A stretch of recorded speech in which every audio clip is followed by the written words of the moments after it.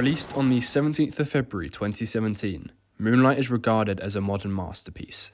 Picking up Best Picture at the Oscars, it helped bring queer black cinema into the public domain. Taking place over a 14-year time period, we see our protagonist's story broken into three sections: Little, Sharon, and Black.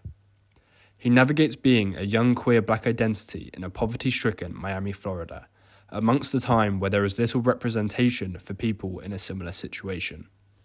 Youth culture is thought to be a symbolic violation of the social order. It's an expression to oppose that which is normal, rebelling against the older generations. However, when set in a location where a protagonist resides in the projects of Liberty City, with the bleakness of buildings, dried grass, laundry lines, and repetitive housing, what use is there in uprising when it seems as though there is no future at all? It makes Moonlight different to any other queer coming-of-age film. It doesn't romanticize the pain that Sharon goes through, instead showing the reality that many face in America. No one is on Sharon's side, and even those who seem like they are with Juan and Kevin even end up betraying him in some form. Juan selling Sharon's mother crack, and Kevin beating Sharon up.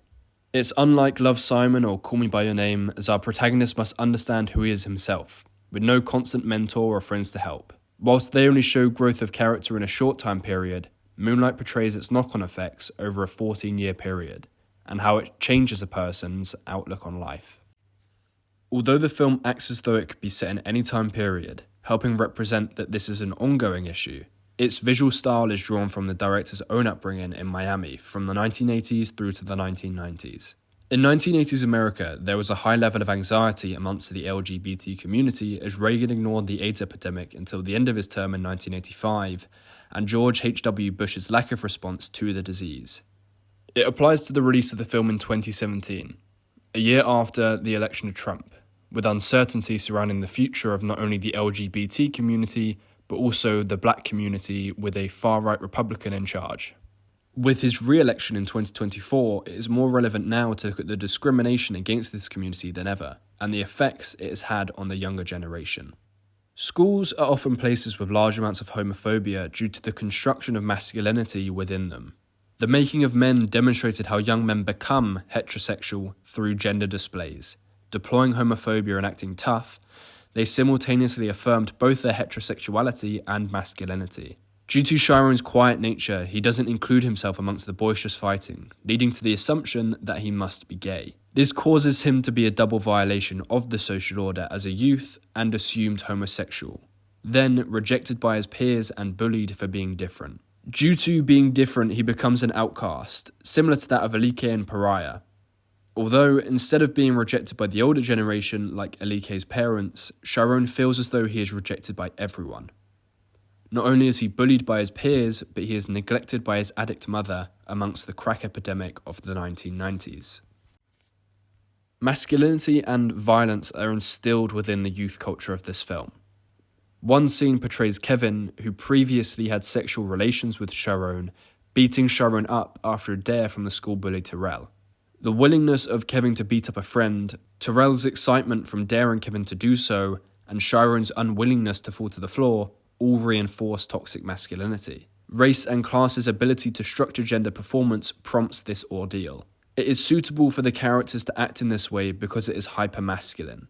Due to the crowd that surrounds them, they must perform their roles as men by not backing down from the fight, further embodying the stereotype to stay stoic, strong, and unemotional.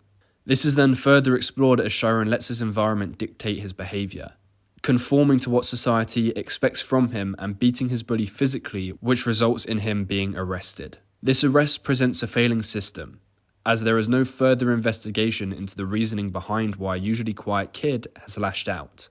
Instead, they see a young black teen who must immediately be placed in a juvenile detention due to violence.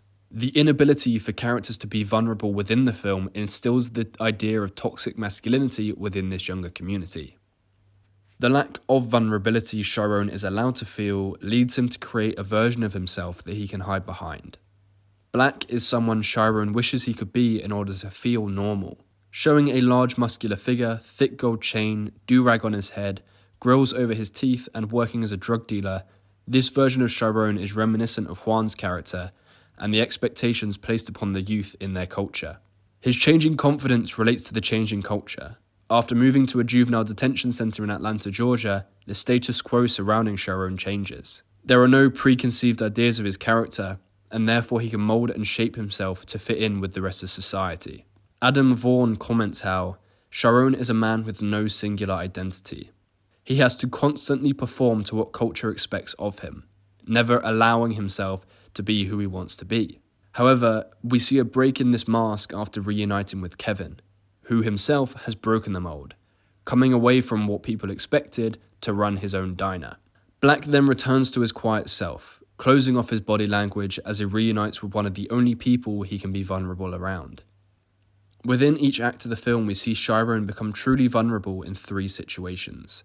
The first is Juan teaches him how to swim at the beach, the second whilst at the beach with Kevin, and the third sat on Kevin's bed as Black's head rests upon Kevin's shoulder. These are all outside the toxic culture that the youth express. However, is this the youth's fault or the system failing their upbringing? They're marked by the dissolution of family, growing child abuse and domestic violence, drug and alcohol abuse, sexually transmitted diseases, poor education and crumbling schools, and escalating criminalization and imprisonment. With these problems touched upon within the film, the youth feel a need to grow up quickly, abandoning any sense of childlike vulnerability. It is reinforced by the jobs we see. Men becoming drug dealers like Juan, and women becoming addict sex workers like Chiron's mother. If it is these people the youth must look up to, then their expectations for the future go no further than that.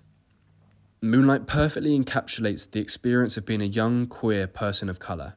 We are taken on a journey across 14 years as Chiron is rejected by so many of his peers that he feels as though he is unable to be who he truly is. The culture that he has been placed within is spoiled with homophobia and toxic masculinity that forces young men to lead lives of violence. However, it is due to the system that they are born into that fails to bring any real change across generations, seeing repetition across them. Most prevalent was Chiron turning into a version of Juan, but then Kevin breaking this cycle by taking himself away to lead a life that he enjoys without the pressures of society holding him back. This means it does show forms of breaking the social order, as the pair seem to both break outside of what the older generation expects from them. A reminder to love oneself and not be put down by those who hate.